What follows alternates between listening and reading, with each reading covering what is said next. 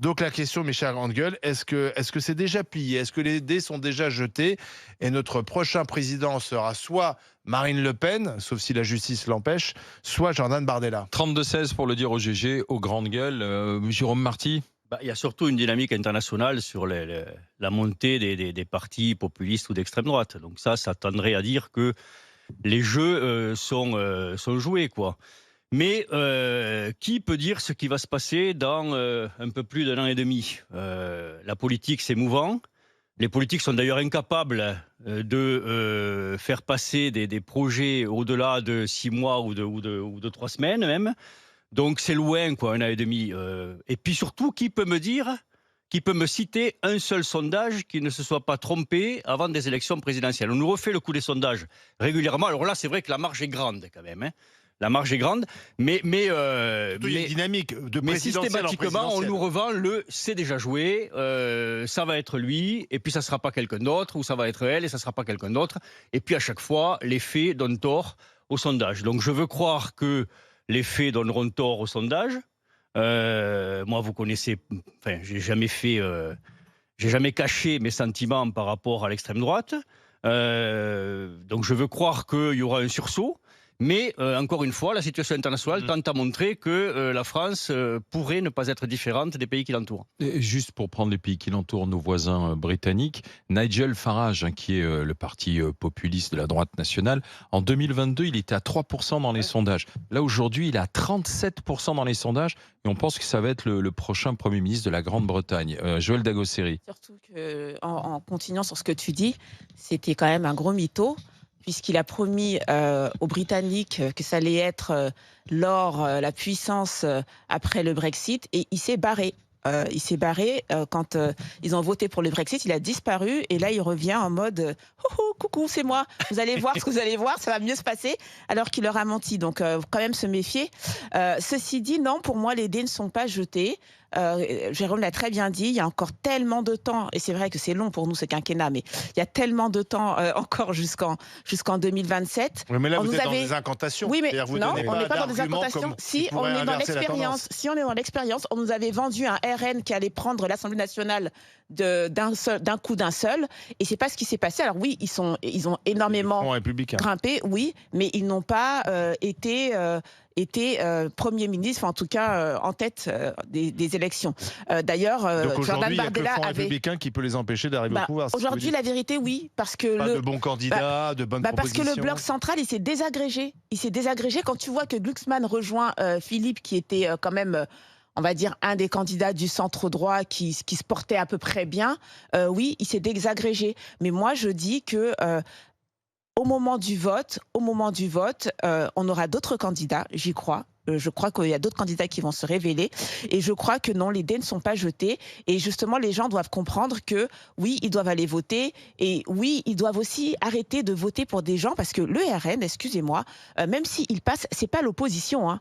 Le RN, il me promet des dépenses publiques, et j'ai entendu toutes leurs prises de parole là, entre Tanguy, Madame Le Pen, etc., qui nous expliquaient qu'ils étaient eux aussi pour une taxe sur les fortunes.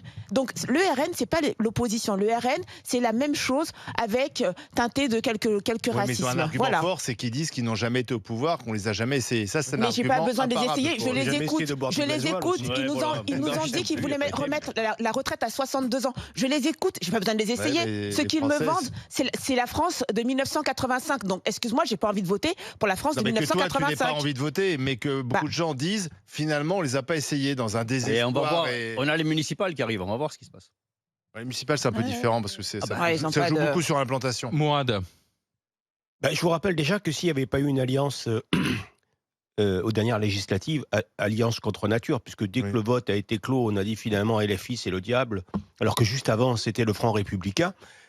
Juste avant aussi, on nous a un peu habillé les magnifiques contes de Monsieur Bruno Le Maire. Hein, je veux dire, on avait, je pense que si on nous avait dit la vérité sur les comptes publics, le résultat aurait été encore pire. Le Front National était parti pour prendre le pouvoir par les législatives à travers un Premier ministre.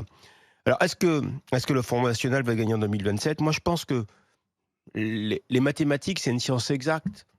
À chaque élection, ça se resserre. On est loin des 80-20. On est très loin. Je crois que la dernière fois, c'était 48. 54. comment je crois, enfin, il y avait 10 points, il y avait un peu plus. Ouais. C'était 20 points d'écart, enfin, mais qui correspond à 10. Est-ce que ces 10 points, le Rassemblement national les a repris depuis 2022? Je pense, oui. Je pense que dans la situation actuelle, il les a repris. Après, ce qui est un petit peu dommage, c'est que c'est du vrai populisme. Le Rassemblement national est bloqué sur l'AME, qui représente que dalle. Il nous parle de ça, il nous parle du coût de l'immigration, il nous parle jamais de ce que rapporte l'immigration. Mais à côté de ça, il nous parle des centimes et il oublie les milliards. Pourquoi? Parce que ces centimes-là sont faciles à identifier, sont faciles à faire monter la haine chez les Français, parce qu'on identifie un problème et on a l'impression que si on a identifié ce problème, si on le supprime, il n'y a plus de problème. Alors que non, on parle, le coût de l'immigration et l'AME par exemple, c'est tout petit par rapport à la gabegie budgétaire et à tout ce qui se passe dans mais ce alors pays. comment tu expliques qu'il cesse de monter, justement? Tu Ça sais, correspond à une attente, du peuple.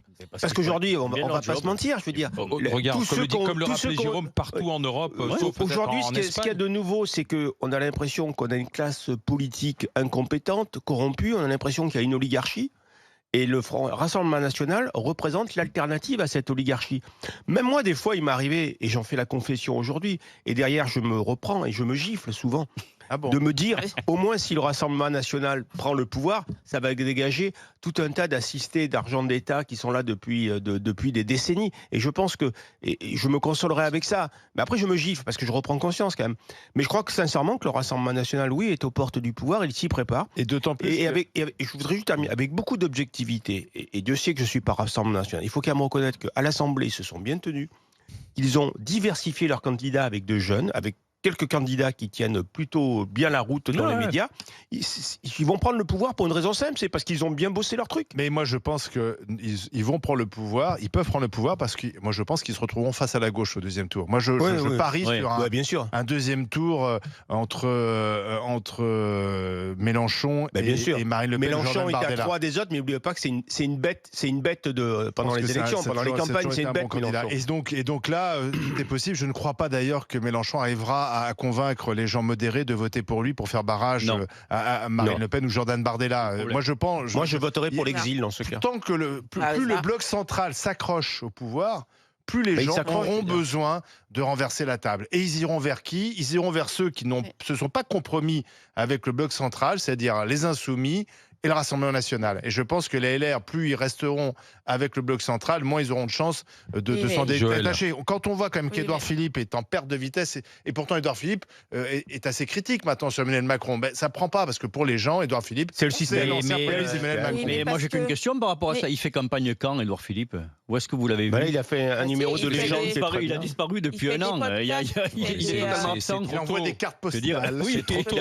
Il y a les municipales d'abord, il y a Le Havre. Et Le Havre, ça peut être chaud pour Édouard Philippe aussi. C'est pas gagné. Moi, je me méfie quand même parce que sur les dernières, à part la dernière élection, effectivement, c'était quasiment joué pour Macron. Il a même pas fait campagne, etc. Mais sur les dernières élections avant ça, on a quand même eu des surprises. Je veux dire, Macron, personne l'a vu venir en 2017. Hollande, c'était pas lui, ça devait être Strauss-Kahn.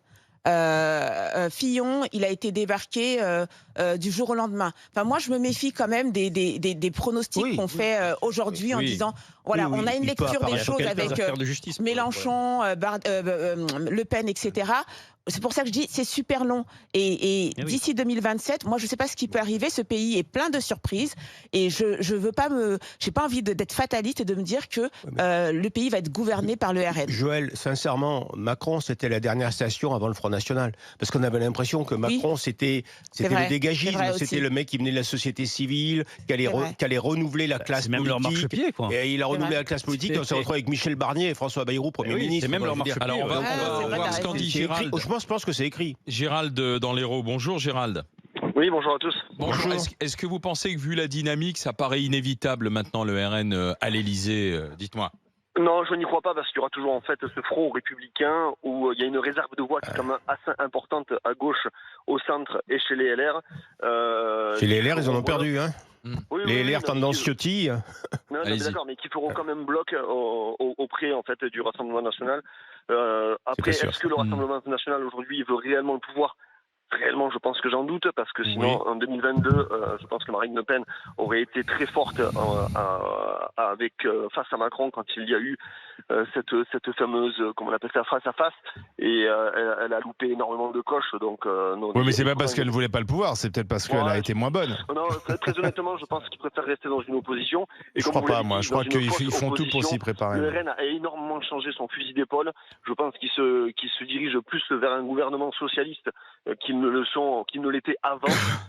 On parle, oui, ils vont parler un peu d'immigration, etc. Mais comme tous les partis politiques vont le faire, à part la gauche, personnellement, je pense que toujours ce front républicain fera toujours bloc, et le RN restera là où il en est aujourd'hui. Non, et puis il y a un point aussi qu'on n'a pas abordé, mais qui va influer sur le choix dans l'année et demie qui vient, c'est la situation internationale. Avec la guerre hybride à laquelle on fait face, qui va faire qu'augmenter, et les positions qu'a eu le RN par rapport à Poutine. Je rappelle que c'est pas sans effet. Officiellement. Mais attendez, allez-y, Gérald, précisez. Concernant en fait la réaction que pouvait avoir Marine Le Pen sur l'Ukraine ou face à Poutine, etc., elle peut être légitime ou non, mais elle n'en a jamais fait après son bac de voyage, si je puis dire. Par contre, ce que je pense, et je le maintiens, autant l'année prochaine, on part en guerre contre l'Ukraine, où une menace peut contre Poutine, et une menace peut planer en fait sur la France, et les élections présidentielles pourraient être repoussées. Donc Macron pourrait rester. Ouais, je pense que. S'il vous plaît. Moi, j'ai la faiblesse de penser que si demain on déclenchait un conflit contre la Russie, il y aurait 10 millions de Français dans la rue. D'accord. Alors pourquoi? Ah oui, bon, ça peut être. Mais alors pourquoi le Canard enchaîné a sorti une source sûre du ministère de la Santé en disant que à partir de mars 2026, les hôpitaux devraient se préparer à recevoir en fait des. Mais ça c'est les plans blancs. Oui, ça c'est chaque année. Ça c'est pas non. Ils ont sorti ça, mais en fait, on prépare chaque année ou tous les 2 ans ou 3 ans. Ça fait partie des plans blancs. On se prépare aux différentes menaces. C'est peut-être aussi de la com qui est manipulée pour nous mettre en état de guerre, parce qu'aujourd'hui cet état de guerre c'est un fonds de commerce pour beaucoup de gens. Allez-y, Jean. C'est quoi? C'est juste proposer en fait la peur en fait aux Français. Oui, c'est ça.